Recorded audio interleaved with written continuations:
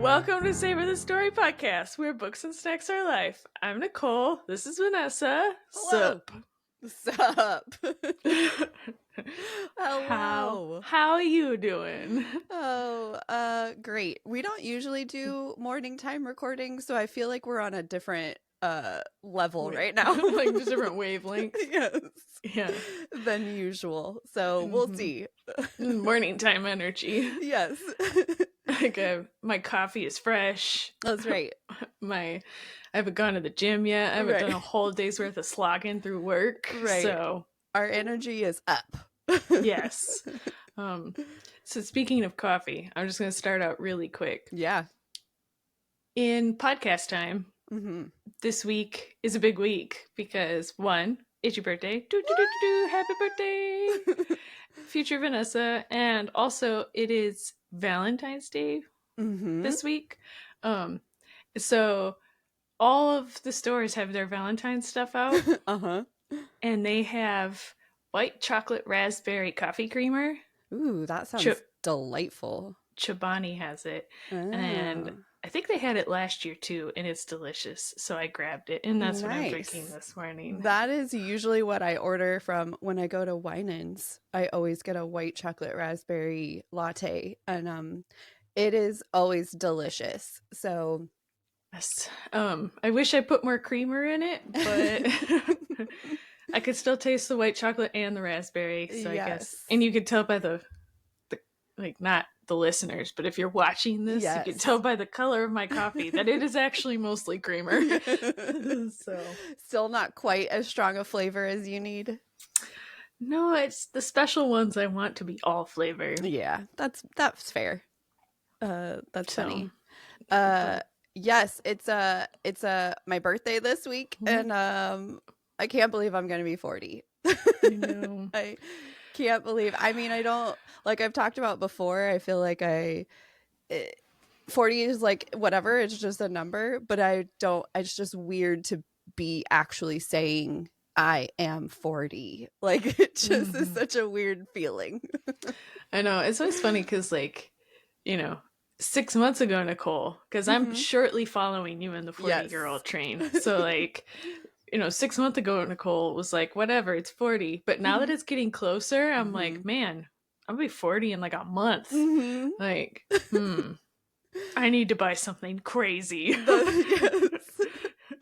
I feel like that's kind of what I've been trying to avoid, is like doing something wild. I don't know. I feel like we'll see what happens. In a couple weeks, I'll report back and let you know what crazy purchase you have and what I have to look forward to. Yes. Exactly. Yeah. I think this is like our first full week of you like not being at the same job as me, you not being in the same location as me. So many things. So how's it going? Good. Minus you barely texted me this week. What? And yesterday I had half mental breakdown because I would text you and you'd be like, yep. And I'd be like, I know she's not mad, but she could be. No, yesterday you can totally blame Breaking Dawn and my fatigue. Somehow, I don't know what happened, but yesterday I could not keep my eyes open. We're not going to say that it's because of Breaking Dawn, but it could be. It could be. But yeah, so I slept for a couple hours, and then I was trying to get through Breaking Dawn as fast as possible, and so my phone was just not near me. Yeah. So I apologize. That's okay. We've had this conversation many times. Every time you don't text me back within 10 minutes, I'm like, ooh. She hates me now. Where's Vanessa? Yes. I didn't think it would take you just this short of time to stop talking to me. A half a week. Right. No, I'm so sad. I'm so happy that I'm going to see you tomorrow. I know. Yes, I'm very, very sad. And now the fact that we're probably going to have to be going back into the office full time, I'm even more sad that you're not around. I know. I don't get to hang out with you. I know. They need to give you I don't know, what is it, a waiver or something. Yeah, that would be delightful. Let's do that. Let's cross our fingers for that happening. That'd be great. So, yeah. What about the rest of the week? Do you anything else throughout the week? No. I know this is an Onyx storm week, right? Yeah, So that's pretty much I worked a couple of days. I took Tuesday off and read the entire day.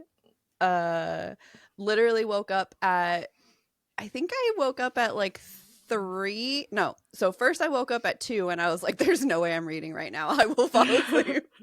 So I fell back asleep. I woke up at like 3:30 and I was like, okay. So I read for like 45 minutes and then I took a little nap for about 2 hours, I think. And then from that point on, I literally read the rest of the day, only taking breaks for like meals and potty breaks. And I read until midnight.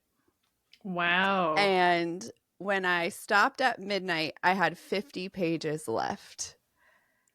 And I was like, you know what? These last 50 pages are going to be crazy. I already know it. I have to be fully cognizant. I cannot read them when I'm half asleep. And so I put it down. I went to sleep. And as soon as I woke up on Wednesday morning, I finished the last 50 pages. So that's kind of been, I feel like that this week has all been reading and sleeping.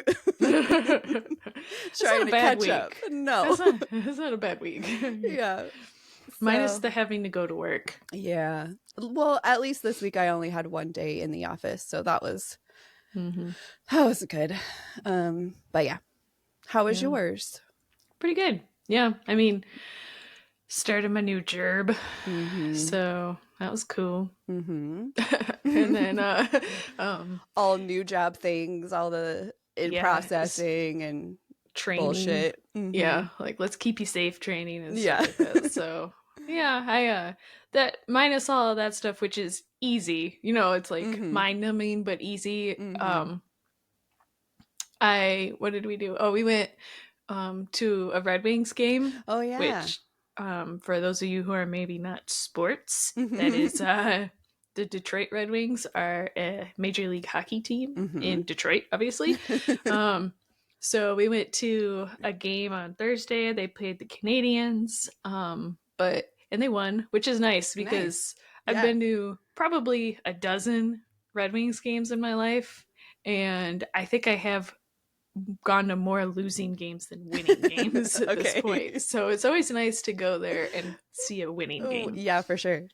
So I thought it was funny though, because we were sitting there and Mike turned and looked at me. He's like, do we need season tickets? Is this something we want? And I was like, yes.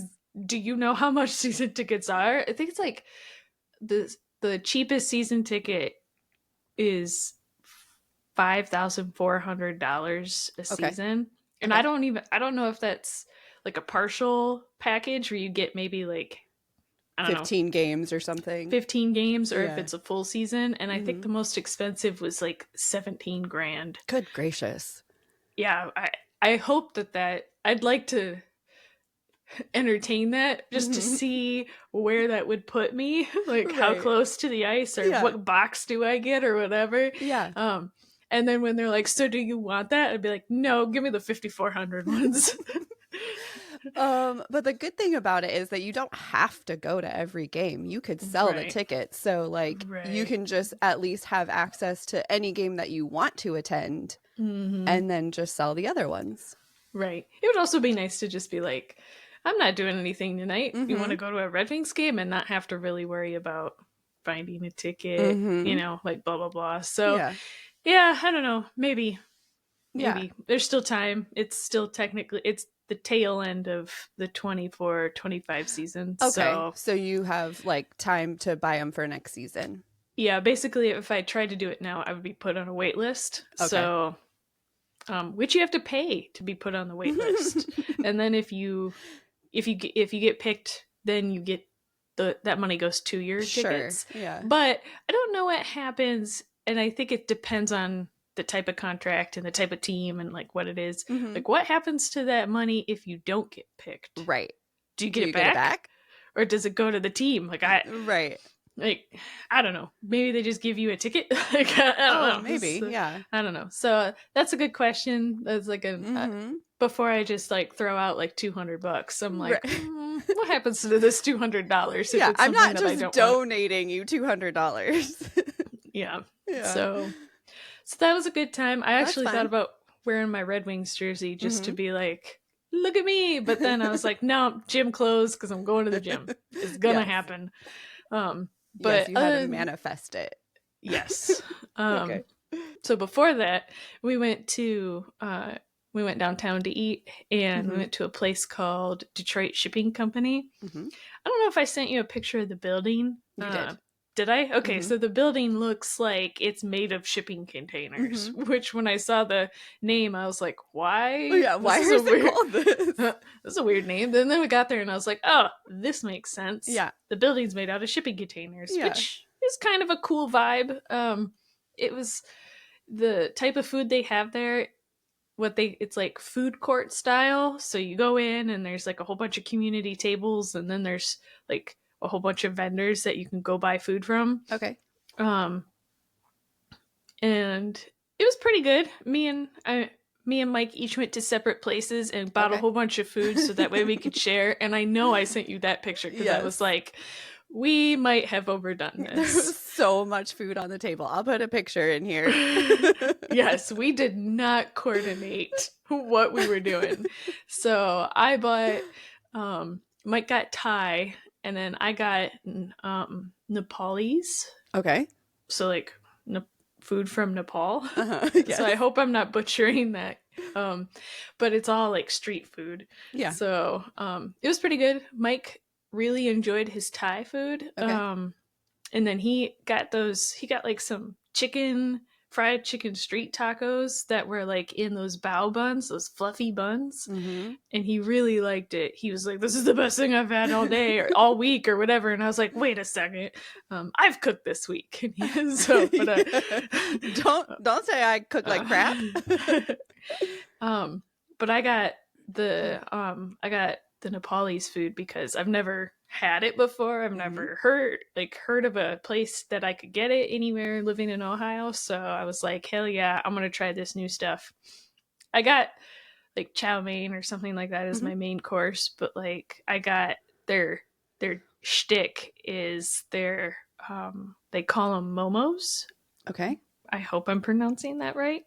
But they're like dumplings. Oh, okay. And they had chicken, vegetable, and pork. And I got all three flavors. All right. I feel like I know this about you, that you like dumplings. Oh, I love dumplings. Yeah. I don't know why they're so good, but they are delicious. They're just little packages of delicious of delightfulness. Love. I know. Of packages of love. Is that what you said? Maybe. Well, that's the secret ingredient. Oh yes, of course. So yes, I bought all three types, and out of the three, I liked the pork ones the best. Oh, actually. Nice. Okay. So I was pretty happy with the food. The atmosphere was okay. It did kind of have like a, what is it? Like a cafeteria feel. Oh, okay. But it was just, it was nice to just go somewhere different and have the option to get different food and, Yeah, I think it's helpful when you don't have to pick a type of food beforehand. You can literally, everybody that goes can have their own type of food that they want. Right. I feel like that makes it easier.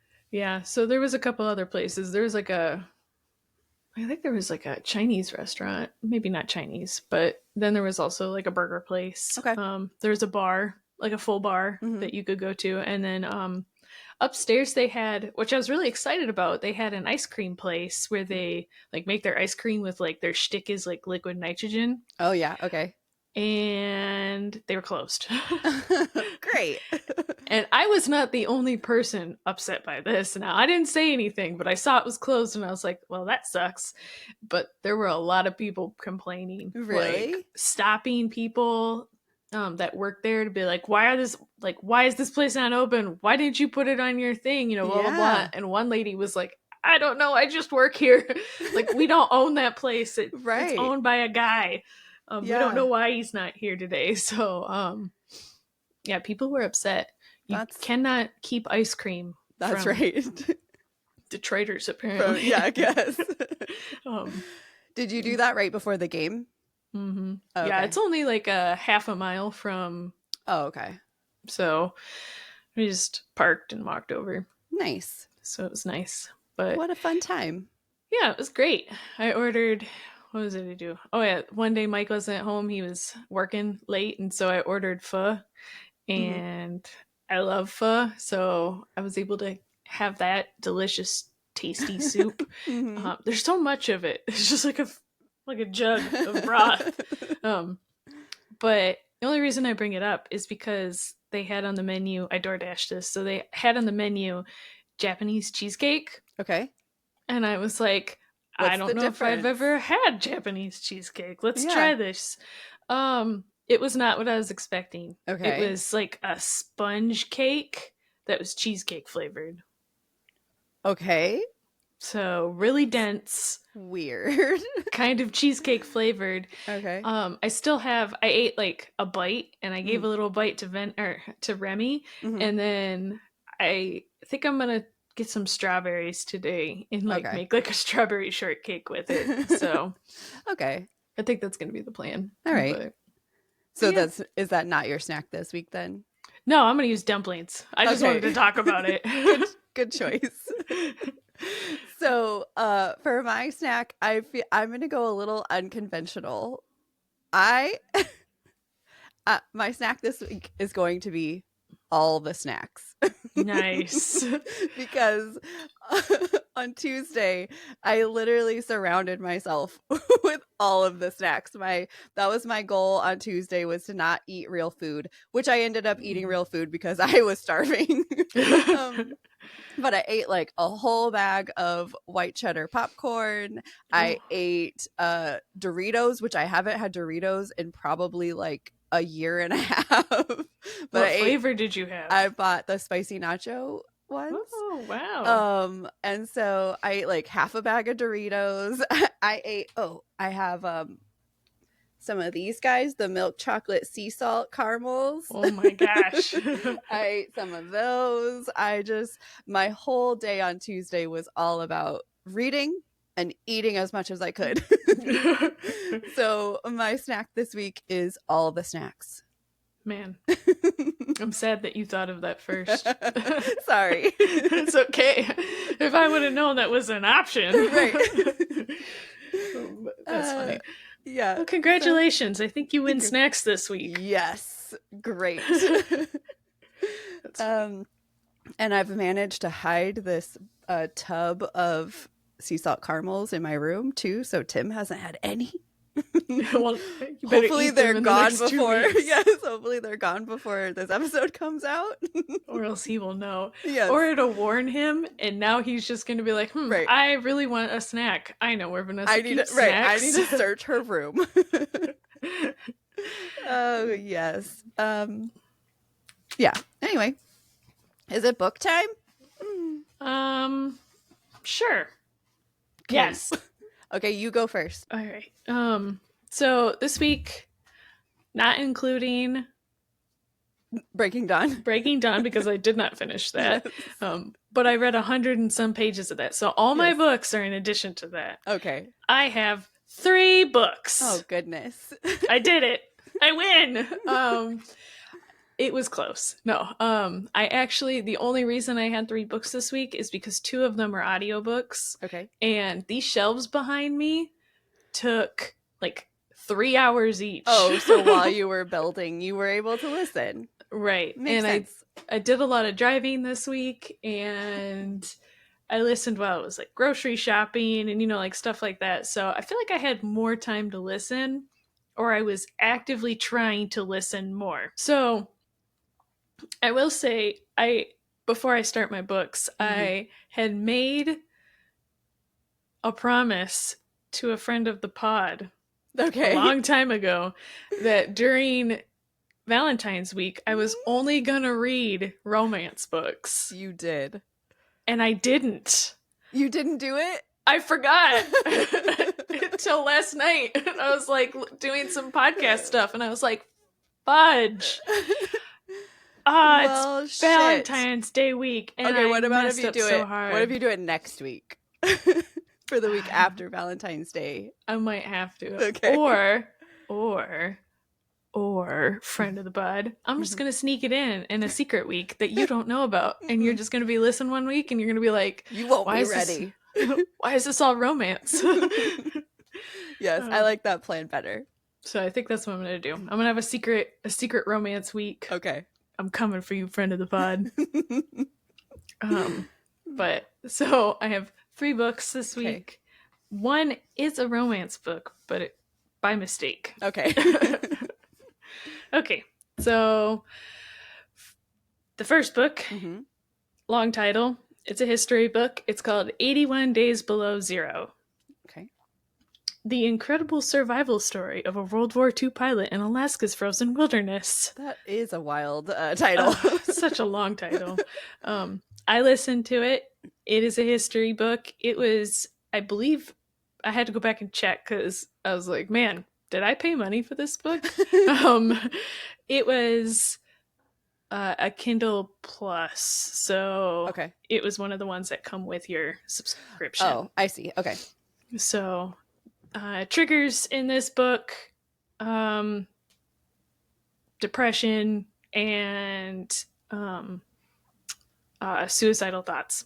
Okay. So anyway, so this one, during World War II, there's a guy. His name is Leon Crane. He is a pilot stationed in Alaska, and he flies test flights for the B-24 bombers out of Ladfield.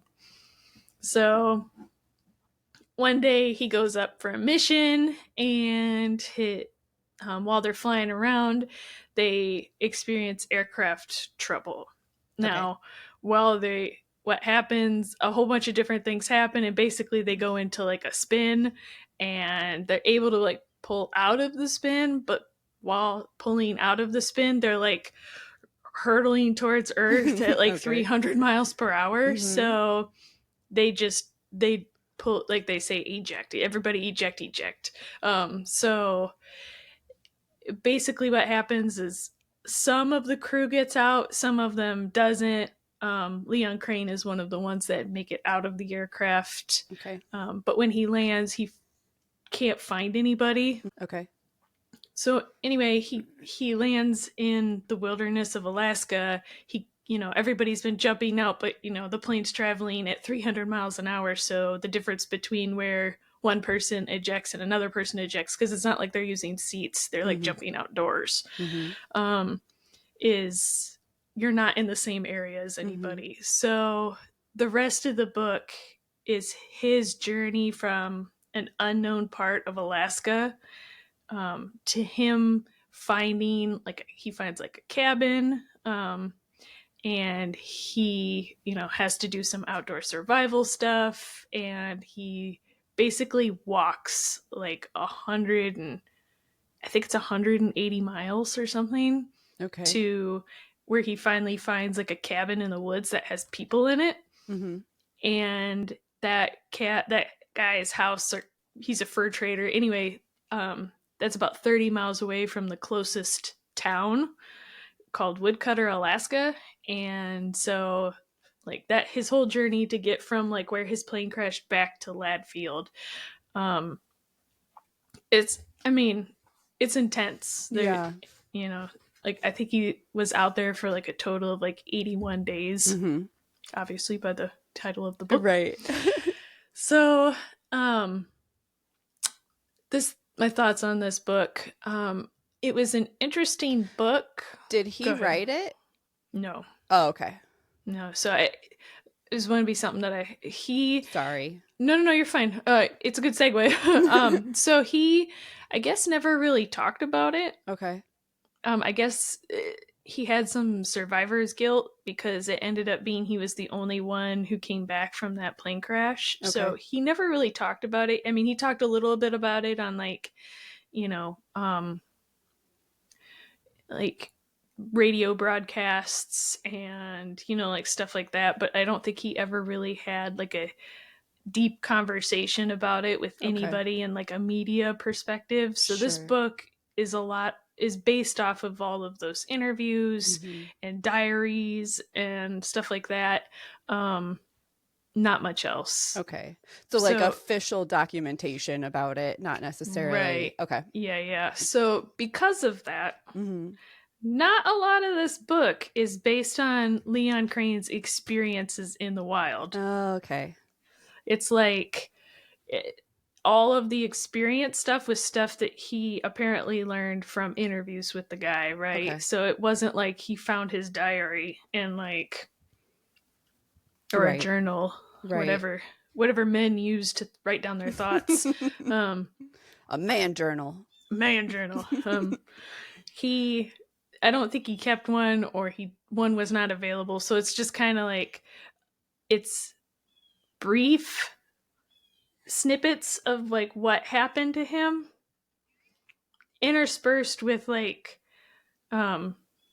things like, oh, Woodcutter, Alaska is a city in Alaska that has at the time 300 people, and this is why it started. And just like history of other people that he meets. So like that family that he met in the cabin, there's like a chapter about the history of why they're there, they are there. There is like a chapter that I found interesting, was like they talked about how they found like the aircraft later and did some like forensics and stuff like that. So that was kind of cool. Okay. So a lot of it is supporting info. Okay. I really enjoy history, so I don't mind all the extra info. Like I kind of, like, all right, I'll listen to you tell me about the forensics of, when you find stuff out in the wild and you assume it's going to be like Air Force history related, or whatever. But because so much of it is that, if you're not expecting that, like you're going into the book title and the book description doesn't say anything about anything else. Right. It just says, this is his journey. Right. So when it started going off on tangents, I was like, what is going on? Right.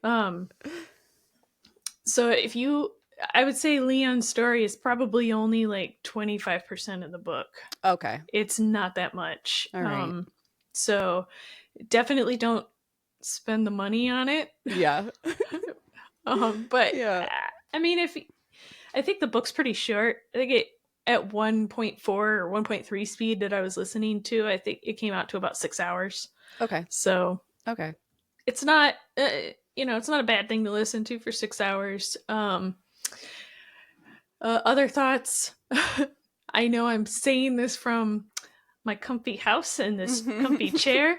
I did question some of Leon's decision making. And this, like when he was decided, like, I'm gonna leave this cabin and I'm gonna walk on a ice covered river and like stuff like that. I was like, man, I understand where your head's at, my man, but like the third time you fall through the ice, I'm like, come on, dude. Right. What are you doing? Do we still need to be walking on this river? Right. So yeah, it was an interesting book. I did do some wikiing after the book. Usually I don't, but there is a picture of the aircraft crash on Wikipedia. Okay. That was why I wanted to go look around, because I wanted to see if I could find a picture of like the remains of the aircraft. But if you go to the Wikipedia page, it pretty much sums up the book. Okay. So be careful. Don't do some extra reading if you plan to listen to the book. It's an interesting story. Okay. Because it was free, I don't really mind. But I don't know how I would feel if I would have paid for it. Right. Yeah. So I actually rated this 2.5, like a true 2.5. Okay. But I rounded up to 3. So 3 pork dumplings. Okay. Momos. Okay. So before you move on to your second book, this story kind of reminds me of a story that I've heard of before. It's not military related or anything, but it is about a girl who survives like being out in whatever in her case, she's out in the Amazon rainforest after a plane crash. So the crash happened in 1971. She was 16 years old, I think. And she was only out in the rainforest for 11 days or something like that, but it's the Amazon rainforest. It's still a lot of days. Yeah, that's crazy. So her name is Juliane Koepcke, I think. I'll put a link in the whatever. I'll put a link in the description. You know what I'm saying? And the book that she wrote is called When I Fell from the Sky. And just so I've listened to podcasts about this before, and it's fucking amazing what she went through while she was going through all of that. And it's very detailed. Like you get all of the information of what she was doing in all of those 11 days. So I would recommend that. I've never actually read her book, but I feel like I know the story well enough because I've listened to like multiple podcasts about it. But I would recommend that one if you're interested in anything like that. Yeah, man, any survival story like that is definitely, I don't know. I guess I always choose to err on the side of not caution, I guess. Right. I don't know what's the correct way, because I'm always like, oh, I'll give it a chance. Right. Because usually they're just at least nuggets of crazy. Yeah, right? Exactly. Just because the amount, going back, like the amount of people who like crashed over like Alaska, just specifically Alaska, right. The number of aircraft that crashed over Alaska and just didn't make it is ridiculously large. Yep. So the fact that there are stories out there of people who make it, whether it's Alaska, rainforest, right, anywhere, anywhere is, pretty nuts. Agreed. I think I prefer those stories over the ones of like exploration where they like went there themselves. They're like made that decision. No, I want the ones where you weren't prepared. This one that she was on was a commercial flight. Her and her mom were flying back to her dad. They were out somewhere on vacation or something like that for school, and then they were flying back home. It's crazy. I would definitely recommend that story. Yeah, for sure. Yeah. Okay, cool. Okay. So my second book is called, it's another long title. Get ready for this. It is called Rogue Heroes: The History of the SAS, Britain's secret special forces unit that sabotaged the Nazis and changed the nature of the war. Good Lord. How did they fit all that on the front of the book? Well, when you put it up here, you will see.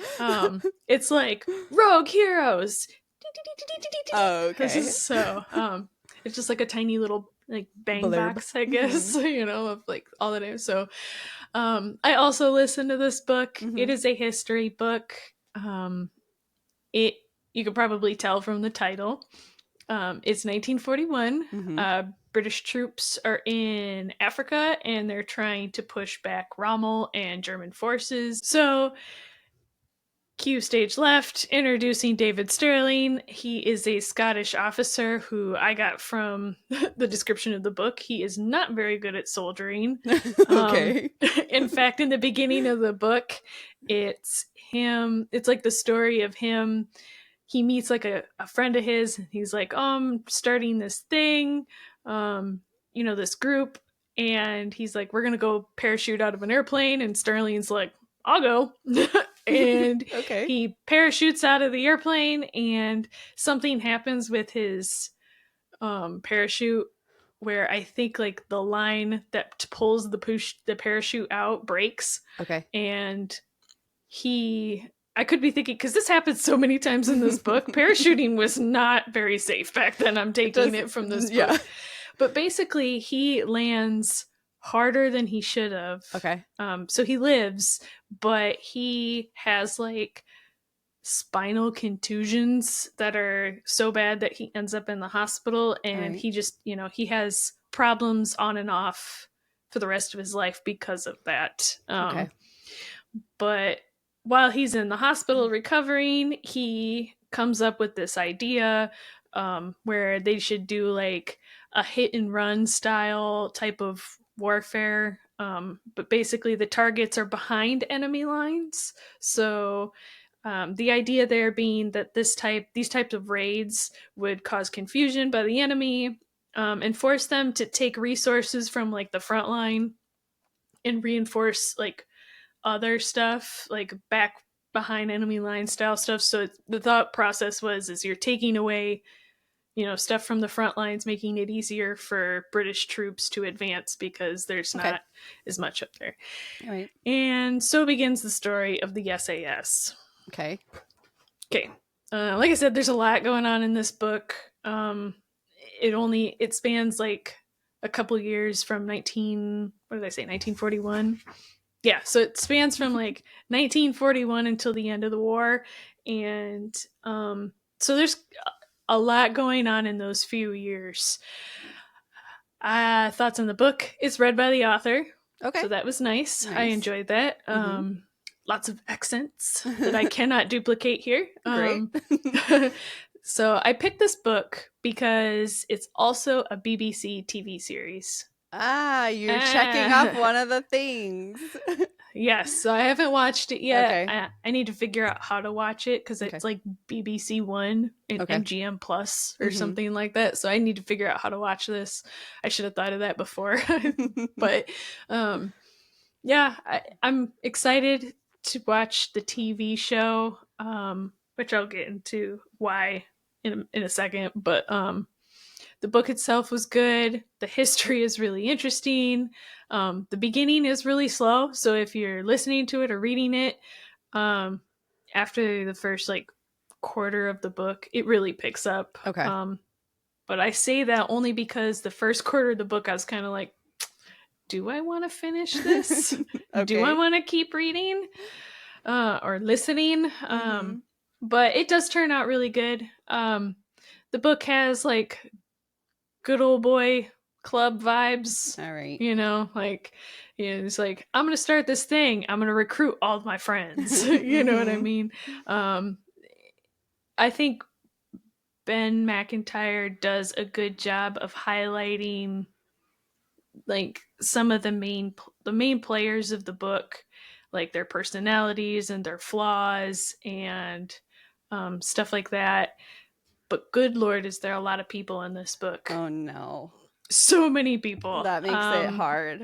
And they're doing all these different things and they're splitting up and doing these different raids. At one point, they're in like 7 different spots. And I was like, dude, without a map, I have no clue where you guys are. I know maybe 3. So, okay. Like I was saying, I really appreciate how good of a job Ben Macintyre did on what he thought, like describing some of the main characters, like I said, their flaws, like stuff like that. And the only reason I say this is because some of them have like very questionable morals, I guess, if you want to say, or flaws, just because, they're still people. Not every person is a good person. But the only reason I bring this up as an interest is because I want to see if that's captured in the TV show. Okay. There's a couple parts in the books where some of the things that they did, I was like, man, that's kind of shady. Or that's fucked up or whatever. Yeah. And I'd really like to see if that's captured in the TV show or if that's glossed over. Yeah. So that's the only reason I bring it up. All right. It's still a really good read. But like I said, it does get kind of, on this date, we went to this place, and here's like a story, and there was 7 other places, and this is what everybody's doing. And I was like, oh my gosh. Because I listened to it, I don't know if the book comes with like a map. Oh, okay. I would have liked to see one. Yeah. But it wasn't enough for while I was listening to, because like I said, I was doing it while I was building a bookshelf cleaning or driving. Like, I'm not going to stop and look at my phone and be like, where are you? Where are they? So I rated it 3.5, but I rounded down to 3. Okay. So better than half, but I still have to round down. Okay. A soft 3.5. Soft 3.5. All right. Soft 3.5 dumplings. Okay. My last book, the romance book. This is called The Fortune Teller of Kathmandu. Okay. There's no more title. That's it. Okay, good. Can I tell you something real fast? I have a book on my TBR that I'm going to be reading, like I want to read soon, and it has Fortune Teller in the title. And every time I looked at your Goodreads this week, I was like, did we read the same thing? And I was like, no, it's a different book. Every time it got me. Like, dang it. I know she ain't reading that many books with Fortune Teller in this. No. So. That's funny. So this one is, like I said, Fortune Teller of Kathmandu. It is by Bennett. It is a Kindle Unlimited, and this is a historical fiction romance. Okay. Just as a side note, this is actually book like 7 of 8. Okay. I did not want to read the other ones. Okay. And because they're not dependent on each other, I chose not to. Okay, they can live on their own. Right. Okay. I saw this one. It came up in like my suggested, and I saw that there was like 8 other books, and I was like, oh, do I need to start at the beginning? So I like went and looked, and I'm like, nope, they can be read in any order. Great. So I read all of the descriptions, and I was like, yeah, I'm not really interested. Back to this one. All right. So I have only read this book. Okay. By Bennett. But it follows 2 main story arcs. The first one, they're intermixed. It's like one and then the other, and one and the other, sometimes in the same chapter. But the first one, it's like 2015. There's a girl, her name is Chloe, and her grandmother has just passed away. So she's dealing with that, and a stranger, a person she doesn't know, this older lady, comes up to her and gives her her grandmother's wartime journal. And she was like, hey, I've been keeping this for your grandmother, but I think you should have it. That's quite awesome. Yeah. So Chloe begins to read it, and she finds out a lot about her grandmother during the wartime.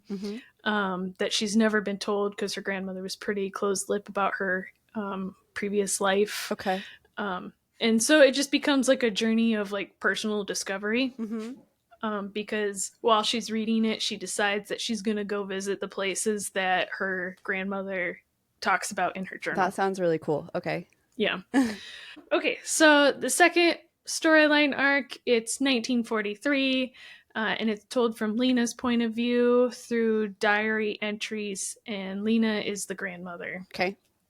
So it starts with her life as a boarding school teacher, and then she gets a job with the British Indian Army as an assistant to Lieutenant George Harper. He is a recruitment officer, basically. And also he has a secret. So while she's they're out doing recruitment stuff, they visit Kathmandu, and she does a little sightseeing, and she ends up meeting a fortune teller who gives her some, I guess, bad news, or just news in the fact that her close friend, who is going to need her help soon, and she needs to warn him that he will be betrayed. Okay. So, she takes that to heart, and she ends up joining what they call the WASPies, which is the Women's Auxiliary Service Burma. Okay.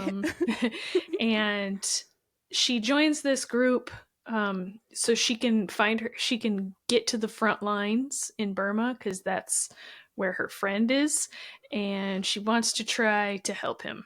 Okay. Give him the warning from the fortune teller. So, thoughts on the book? The book is good. Okay. I enjoyed the book. I was less interested in Chloe's story arc. It's just not as connected to her character. Also, obviously, out of the 2 stories, hers is kind of the less interesting one. Right. She also has a love interest in this book, but I didn't really feel that like enough time was devoted to like creating the love interest, if that makes sense. It was almost just like a plot point, like all of their getting to know you romance part and like things that would develop into a romance are kind of just like done off page and then mentioned later. So it's like we talked for hours. Like, right. Okay. Yeah. Cool. So not that this is important. Okay. But in her story arc, there is some stuff that happens that advances the story, so I don't really want to tell what it is, but I had to fact check these because I was like, did this really happen? Because that's, interesting. Yeah. But a couple of them were close, very close, within like the day, right? Okay. It was just maybe like a timing. I would say some liberties were taken, but it isn't so much that you're like, what the hell? Yeah. It's a historical fiction. I give more leniency to that than like a true history book. Like, I don't give me lenient, right. Yeah. Liberties with facts, but for the book, I don't care if it's, dates or times are smudged by a little or something like that. So I was happy to see that stuff was true. Okay. But anyway, so I did enjoy like the second one, Lena's storyline. I liked that it was told from a diary perspective. I enjoyed that trope. The secret, I guessed. Okay. It was really easy to guess once you get into the book. And then her storyline with like what's going to happen to her was just really easy to tell what was going to happen. Okay. Like, there wasn't any surprise. Like, as it's going through, I was like, yep, that's about how I expected this to go. Okay. But I still enjoyed reading about it. I thought it was a really good book. Okay. So I didn't really know how to rate this one, but I would say I at least 3.5 rounded up to 4 dumplings. Okay. So great. I guess 4 dumplings. Excellent. Yes. So as you were explaining that, it sounds, so it's been a while since I read this book, but it sounds so similar to Rebecca Yarros's The Things We Leave Unfinished. Really? Yes. I obviously haven't read the book that you just said. What was the name of it again? The Fortune Teller of Kathmandu. Yeah. So I haven't read that one, so I can't tell you exactly. But based on your description, there's a granddaughter and a grandmother. The grandmother is telling her story through books. I think she's an author. And so it's kind of the same thing, but it's all during wartime. And the girl now has a love interest who I didn't care about. Nice. Like, their love interest is very like not as built up like you were saying with yours, right? So it was like, okay, I guess we got here, but how? There's so many things that sound very, very similar. Yeah, I would be interested if you ever found yourself reading The Things We Leave Unfinished to see how close they are. But I loved that book. I loved Grandma's point of view much more than the girls' like now time point of view. So yeah, I would be interested because they sound very similar. Cool. Thank you. Okay, so now into another Rebecca Yarros book. Oh, wow. You don't say. So, I will tell you, I was gonna do, I was always gonna do Onyx Storm today, but if you only had 2 books, I was gonna do another one. But since you had 3, I'm only gonna do Onyx Storm. What? So I'm saving. I didn't know that was an option. So I'm saving one of the ones that I had. Okay, so before we get into Onyx Storm, There are going to be spoilers for Fourth Wing and Iron Flame. So keep that in mind. And then I will let you know before we get into any spoilers for Onyx Storm so that everyone can go away if you need to. Okay. Okay, so I'm going to do a little quick recap thingy for Fourth Wing and Iron Flame, where the spoilers are going to come in. So then we'll get into Onyx Storm. All right, Fourth Wing. We're entering Basgiath War College. Maybe on my sweater. In the Rider quadrant, obviously she crosses the parapet. I hate that word. Every time I see that word, I'm just like, what is this word? Okay. And how do I say it? Yes, parapet. Oh, hold on. I'm going to take a quick little tangent. It's funny that you say, how do I say it? Because my mother-in-law, she listens to these books while I read them. And there's many times where like I'll see a word and I'm like, how is this said? And so I'll text it to her and she'll be able to tell me how it's pronounced. And then on her side, she will hear a word and she's like, how is this spelled? And so then I can send it back to her. So we've got a little thing going on with these books. Nice. Okay, so Violet goes in, she crosses the parapet, she joins the first year ranks. Obviously, Fourth Wing is all about her making it through the year. She's bonds with her two dragons, Tarn and Andarna, and she learns that her signet or her magic is lightning. We learn that Xaden is leading the revolution with the other marked ones, and the marked ones are all the ones whose parents were killed in the last revolution, and so now the kids are all marked to show that their parents were part of the revolution. And in this book, Violet learns about these creatures called Venin, and the Venin are basically the soulless magic wielders. They're the ones who have pulled magic from the earth, and it basically eats their soul to do that. And the government is hiding the truth of these creatures from the people. And then at the end, they ultimately have a battle. In this battle is when the first time that when she learns about the Venin, and she like kills Venin, and they learn how to kill them and like all that kind of stuff. But some of her friends die in this battle. So in that battle, she's hurt, and the book kind of ends on a point where she is trying to recover from that. Iron Flame basically picks off right at the end of Fourth Wing, so she's recovering. We're in the Ryerson house, which is Xaden's family's home, where the revolution has their headquarters. Violet learns that her brother is alive, who she has thought has been dead for a few years. And so after she heals and like all that kind of stuff, her brother is a healer, so she heals. She makes it back to Basgiath.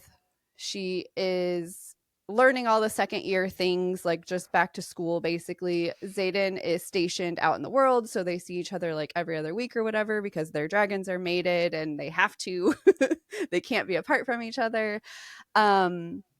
Shit happens. And ultimately, it's revealed to everyone, all the public, that Venin are a thing, and that Venin are trying to come in and attack Basgiath and the whole continent, basically. They ultimately pick anybody who wants to go be part of the revolution. Xaden and Violet take them back to where the Ryerson house is at, and they start training them there. Finally, there's a battle. The whole reason why I wanted to say like some of this background stuff is because ultimately it leads into what Onyx Storm is about. So at the end of Iron Flame, there's a final battle where they fight the Venin and the Wyverns, which is the creatures that they basically ride. They go to Basgiath. They need to go and protect the wards that are there that protect the whole everything. And it ends on a major cliffhanger, because at the very end of the book, we find out that the only way that Xaden could defeat the Venin is for him to become Venin himself.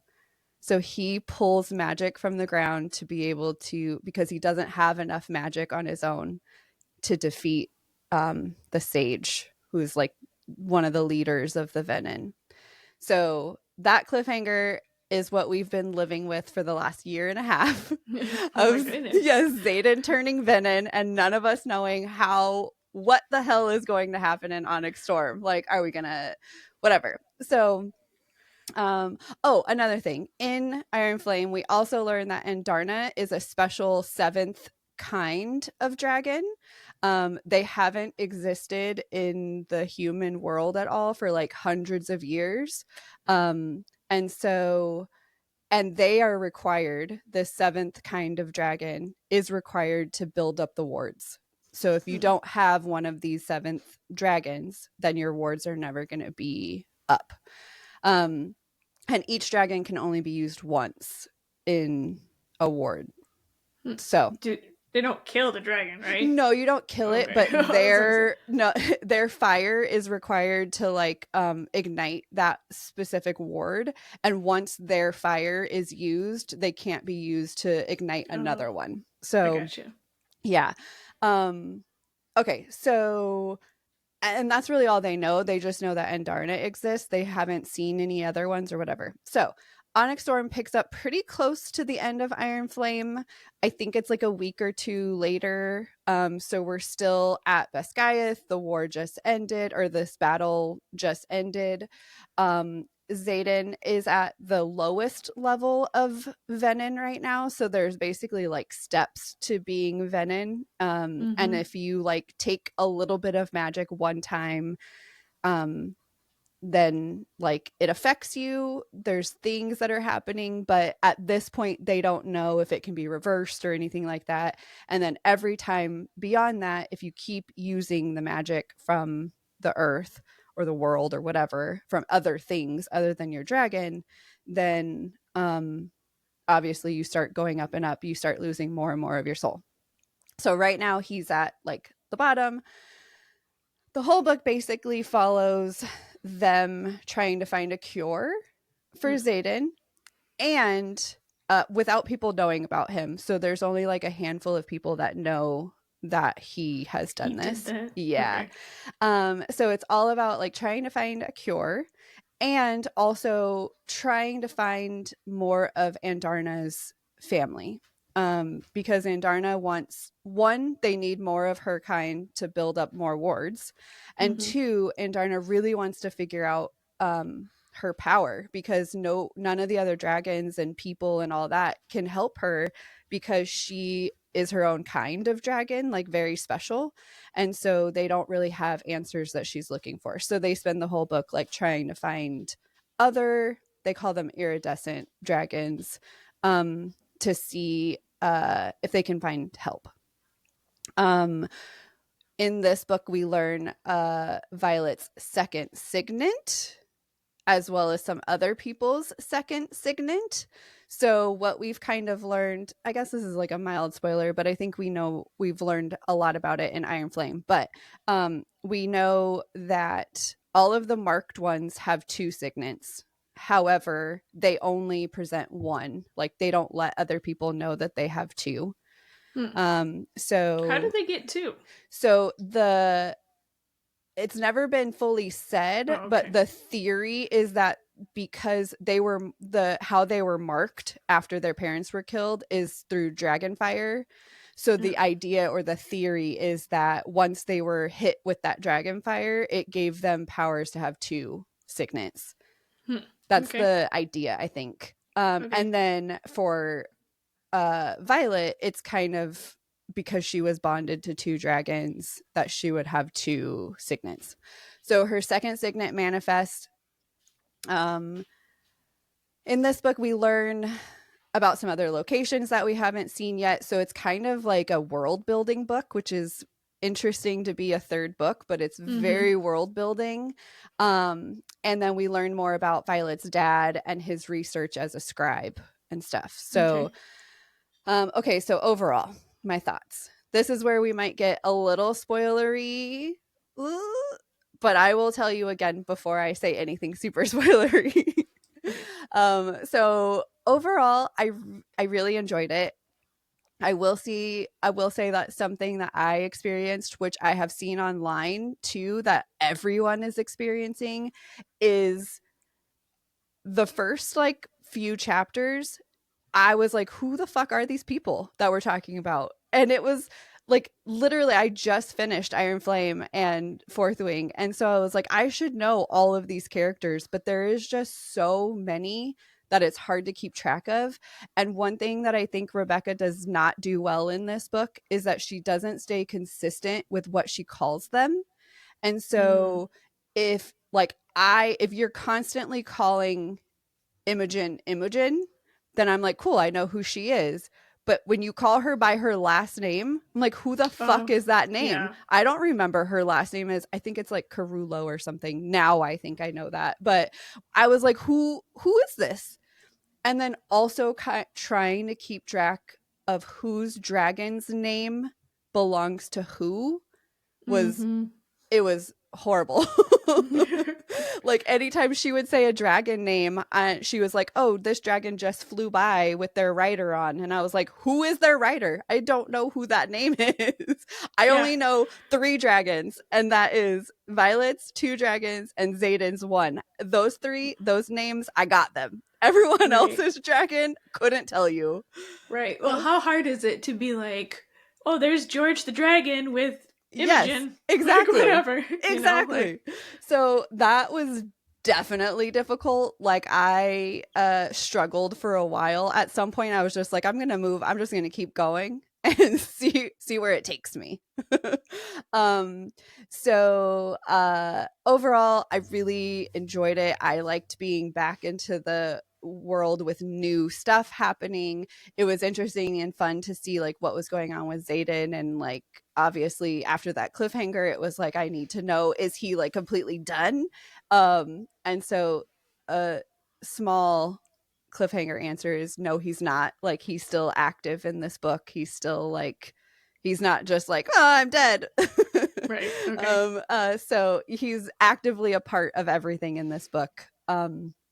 So we got a lot more of side characters in this book, which was great. So they have Riddick is fantastic, and he calls their little side quest the quest crew, I think, or the quest something, I can't remember, but it's the little group of people that goes off to try to find like the cure and Andarna's people and like all that kind of stuff, and they're visiting all these other isles that we haven't seen yet, and Riddick is part of it, and I'm pretty sure he carries this book.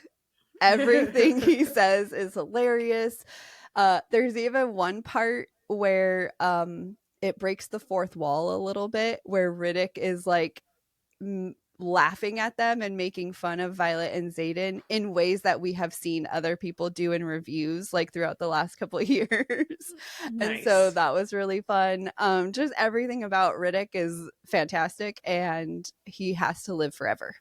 Okay. You hear that, Rebecca? Yes. We got a little bit more with the Iron Squad, which is like their squad from the very beginning of from Fourth Wing of when you're at Basgiath College. If your crew, if you have the most people survive at the end of the year, you're known as the Iron Squad. And so nice. Yeah. So this little Iron Squad of Violets is like still the biggest surviving crew, and so you get more of their squad, which is really, really fun.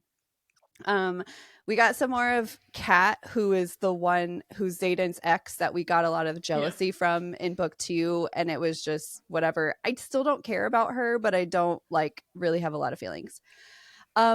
This book felt a little bit like a filler book to me, which I guess makes sense if you're thinking of it as a book 3 of 5.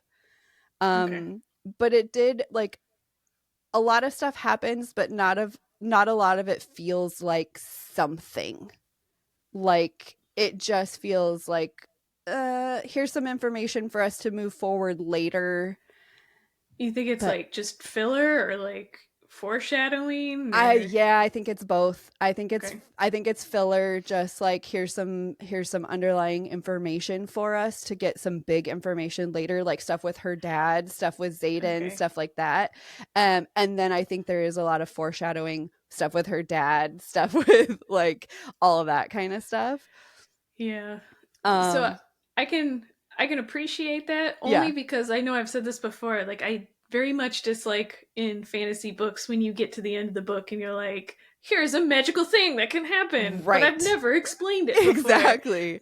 So I can appreciate that if it's like, you're right. Where have I heard that? I think that might be what this is. It's giving some of that background information. So when something big happens in 4 and 5, we're not just like, why are we now able to do that? We can look back at book 3 and be like, oh, there was a hint in there. It was there was an explanation there. So I don't know. I feel like this one raised more questions than it did answer anything. Which again, I think it makes sense being book 3 of 5, but yeah. It does end on a cliffhanger, but again? Yes. Is it another battle? Yes, it was a battle. But it didn't feel as, oh my god, cliffhanger as Iron Flame was. It felt like slightly predictable, but like predictable with a twist. Okay. So there's that. I'm very interested in how it plays out. Even though it wasn't as shocking as Iron Flame. When I finished Iron Flame, I literally stared at the book with my mouth open for like 2 minutes and was like, what the fuck is happening? And in Onyx Storm, I was just like, all right. All right. Well, yes. Closed book. Yeah, exactly. Okay, so I'm going to get into a little bit of spoilers because I'm going to go into some theories. Okay. And so warning. Good. I have a theory question. Okay, so good. You go first though. Okay, because you might. Sorry. No, you're good. I was gonna give everybody a minute. Just if you don't want anything that's spoilery, get out now. Skip ahead. I will have a thing in the description of the timestamps. Okay, so I think Violet has more than 2 signets. Okay. I think there's much more to her story. The second signet that we learn that she has is dream walking. Okay. And we got a little bit of it. So all of this comes from Rebecca being like, you've already seen her signet. Like it was hinted at in Iron Flame. It's very easy to spot. Like you guys should already know this.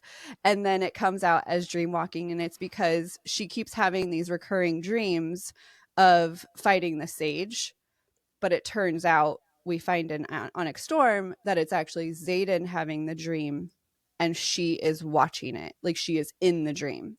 And then once they realize that she's doing it, she's able to then disconnect because she was kind of seeing it in first person. And so once she was able to realize that she was dream walking, she was able to disconnect and actually see that it was Xaden and the sage and whatever. But I think I don't think she's dream walking. I think she is I don't even know how to say it. I think she's pushing her consciousness or whatever into, I think she can mind walk. There we go. That's a better way to say it. Because I think that it's happening even when she's awake. She just doesn't realize it. Because there's like multiple times in this book where somebody answers her when she didn't say anything out loud, and she also didn't say it through the bond that she has with her dragons and Xaden. It's like other people saying things, and I think she's trying to throw us off because it was mostly like Andarna answering her or Xaden, and so it's easy to be like, oh, she accidentally sent it down the bond. But I don't think it's true. I think she can I think she can put herself into other people's minds. I also think that she's super, super powerful. I do not think that she has just the lightning signet or this new other signet. I think she's all powerful. I think she has everything. I think it's just manifesting itself as lightning right now. Okay. Because big spoiler, there is a spot in the Isles that they're visiting don't have magic. Mm-hmm. And so everybody who's there, like their dragons can't use magic. They can't, like nobody can use magic because these are all like non-magical places. And she, in a time of high stress, lightning happens. Mm. And somebody asks her, like, how did you do that? And she's like, I didn't do it. She's playing like denial, or like she's like, it wasn't me or whatever. It was just coincidence. I think it was her. So I think she's like super, super powerful in some way that's like, I don't know. I don't know if she's part something, but part something that makes her more powerful. There's also something that happens, like it's mentioned a lot, is scent. And I don't know how that would relay itself into a signet, but there's like random things throughout the book where I was like, why is this an important thing to say right now? Like she can smell something on the pillow. She can smell parchment from her bracelet. She can smell like something is happening. And I don't know what it is, but it's just a theory that there's something related to that. It feels like it might be important for something later. Yes, because it's mentioned like 3 or 4 different times in situations where I was like, why would we even bring that up? I think those are all my theories for right now. Okay. Can I ask, I don't know if it's a theory or a question. Okay. Maybe it's a question. Yes. Better question. So the dragons bond and you get their special power or whatever. So kind of. Right. Okay. So your power ignoring okay. Your power is manifested in whatever you need. The dragon just supplies the power to you. So the same dragon can bond different people, and each of those people would have a different. Oh, I see. Yeah. Okay. So like Taryn's old rider didn't have lightning. He had something else, right? So okay. Yeah. Interesting. Okay. Yeah. So because her dragon is bonded to his dragon, I know that doesn't mean that they have to date. Right. But what happens when Andarna gets a mate? Like, is she gonna get a mate in 4 or 5? Like, and now there's gonna be like another love interest because now she has like 2 dragons and they each have hot men. Like, what happens? Well, okay, so first her mate would have to bond a rider, right? So Violet could be linked to Andarna's mate through the bond, like the mind bond, but it wouldn't matter until that dragon bonded a human, right? And then she would be able to talk to him. But yeah, I don't think it makes them a love interest. I think it makes it easy for them to in battles. Like it would be the 3 of them together in a battle would be unstoppable.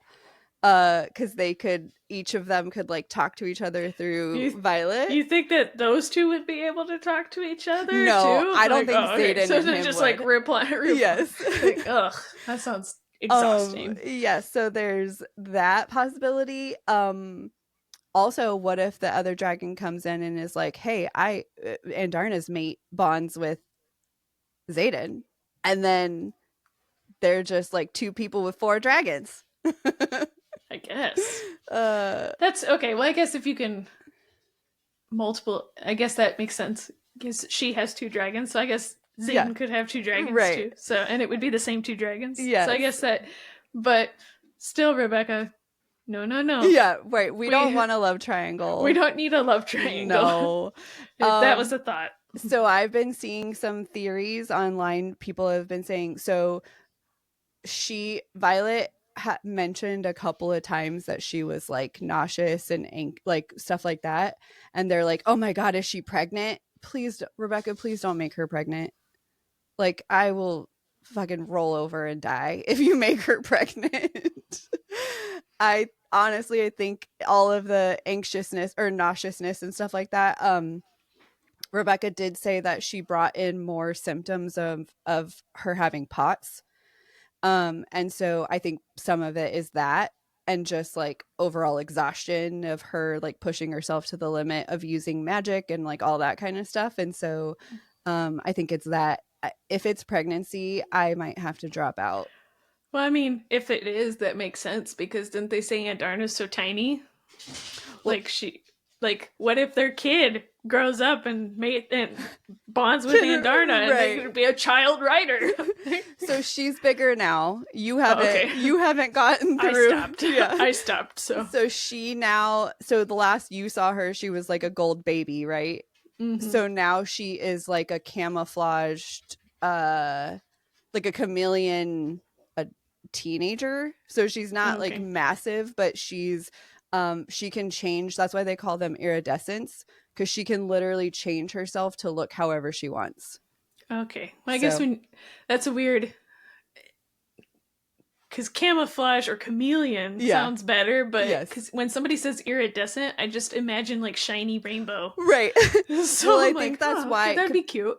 Because I think that's what she would look like in her natural state, is that she's like a she's got like a shimmery goldenness to her, but she's like all the colors, but she likes to make herself have black scales because she likes to look like Taryn.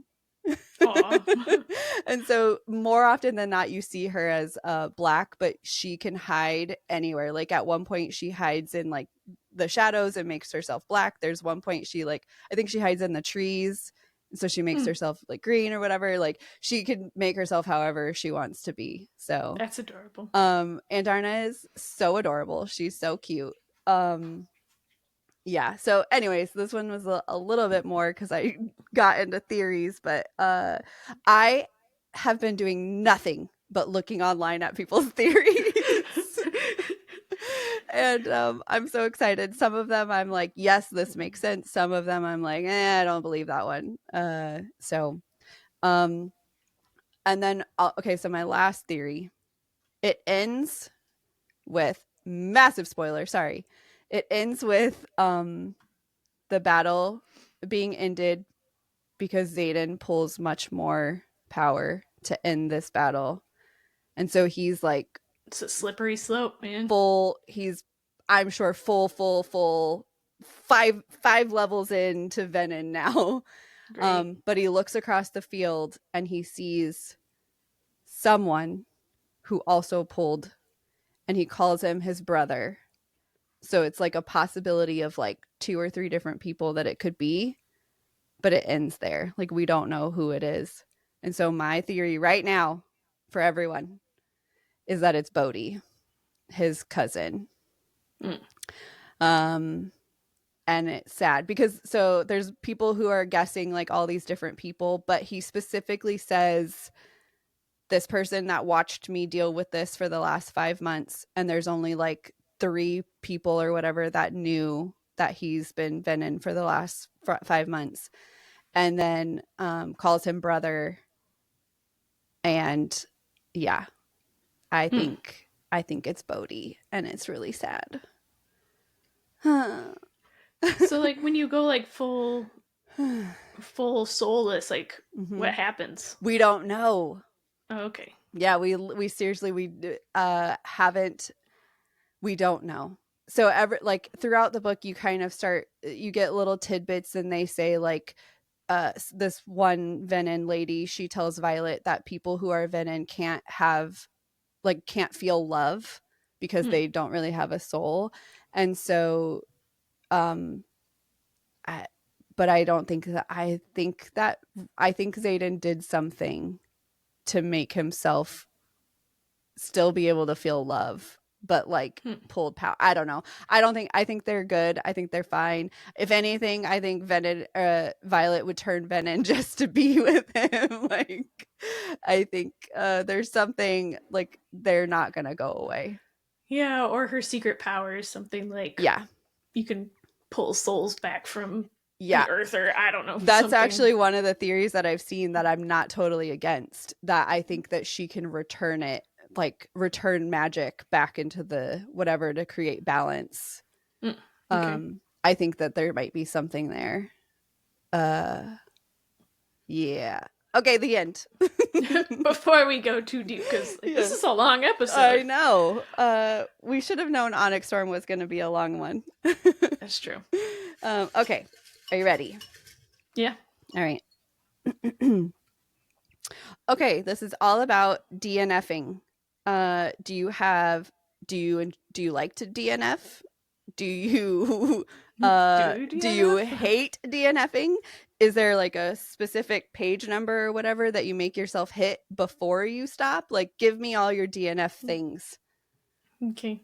I am pro DNF. Same. I don't know. I'll give a book a shot. Like I know you mentioned the page count. I've done it a couple different ways. Every year, I guess it's a little bit different. Like last year, I was like, historically, I've done like, okay, I'll give it to 100 pages. If I'm not in the book in 100 pages and I don't feel like I'm going to get there, then I'll just stop. Yeah. And then last year, I tried this thing where I was like, I won't commit to the DNF. I'll put it in like I'll shelve it and maybe come back to it later. Right. I ended up just DNFing like 30 books at the end of the year. Right. So that did not work. No. So I guess I'm just back to the page count where if I get to 100 pages and I'm not in it, then I gave it my best college effort. Right. Usually most books that I'm reading are in the 300 to 400 range. So 25 to 30% of the book, right, I feel is pretty fair. Yeah, I think so too. I think that I've never given it like super thought, like to where I said I am doing this many pages, but I think moving forward I'm going to do that. Like at least I like to give it at least something, like some significant amount, and I think 100 pages is a good number. However, I will say there's probably at least 2 or 3 books in the last year that I gave it to like 30 pages. No. Like, yeah, 20 or 30 pages, and I just knew. And so for those, I didn't even count them as DNFs. I just count them as like, I didn't start this book. Yeah. So that makes sense. Yeah, I'd say that's pretty much how I end up going about it. And I found that's the best. Yeah. My sister 2 years ago now, I think, she did a thing where her goal was to not DNF a book all year, and she did not like that. No, that does not sound that it just sounds like you're putting yourself in like in a bad spot, right? Like you're just unhappiness. Yeah, so I'm actually having lunch with her today. I might ask her how many books she read that year, because my thought is if you are not enjoying a book, you're not going to read as many books because you're just trying to slug through. Yeah, that's true. A book that you don't want to. And I guess side note for most listeners, my sister finishes more books than I do a year because she's a welder, and so she's able to just like put in her ears and just like listen to books all day. So she probably finishes, I don't know, I can't remember what she had last year, but she had like 20 or 30 books more than I did last year. And even with her DNFs. So yeah, I might ask her today if that like influenced how many books she finished. Yeah. As if she was just like, did it hinder it? Yeah. Right. But I don't know, maybe not, if most of you, because I know most of her, I don't know what her percentage is, but I know a lot of her books are audiobooks. So I mean, if you're just listening to it, it's probably easier to slog through than if you're forcing yourself to read it. Right. So to sit there and like focus on the words. Yeah, that makes sense. Yeah. So. All right. Well, I think this year I'm going to focus on that for sure. Like the 100 pages, I'm for sure I'm going to give it if I'm still not in it by then. Although I still am going to make the decision early if I already know. If I just know it, I'll just say did not start this book. It doesn't get anything. Yeah. Well, I'd be interested to hear if any of our listeners have like a different method, because I'm open to trying anything. Right. But I just haven't really found anything better than just like 100 page. Yep. I think that's fair. All right. That's it. The end. Go and give us 5 stars, please. Give us comments, give us emails, give us all the things. Share all of your thoughts and feelings with us. Yes. And we appreciate it, and thank you for listening. And bye. Goodbye. Go on, get out of here. Get out of here.